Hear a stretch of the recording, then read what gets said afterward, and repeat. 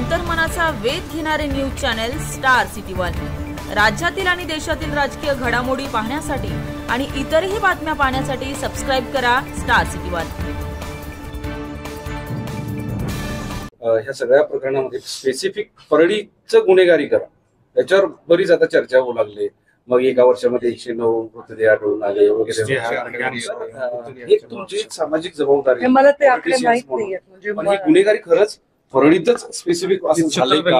आणि नंबर्स काय त्याच्याबद्दल तुमचं मत? मला ते नंबर्स माहित नाही, कारण नंबर जाऊ द्या, पण गुन्हेगारीकरण म्हणतायत बीड मध्ये नाही, फक्त परळीमध्ये आहे। बीड बदनाम कुठेतरी परळीला बदनाम करण्याचं देखील असं आहे का? त्यांच्यामुळे तर बीड बदनाम झालंच आहे ना, कारण शेवटी या विषयाचं ज्या पद्धतीने मांडणी झाली आहे राज्यभरामध्ये, त्याच्यामुळे राजकीय भूमिका न घेता जर ह्या विषयाकडे संवेदनशीलतेने बघितलं असतं तर असं झालं नसतं।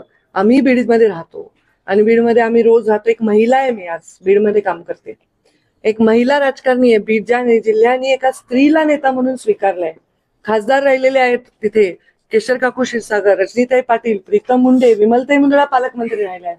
मला वाटतं ज्या जिल्ह्यामध्ये लोक इतके स्वाभिमानी आहेत की सगळ्यात कष्टाचं जीवन असणारे ऊस तोडणारे माणसं मायग्रेट होऊन बाहेर काम करतात, त्या जिल्ह्याचे स्वाभिमानी असते ना, नाही तर दरोडे करायला गेले असते लोक, काम करायला कशाला गेले असते बाहेर।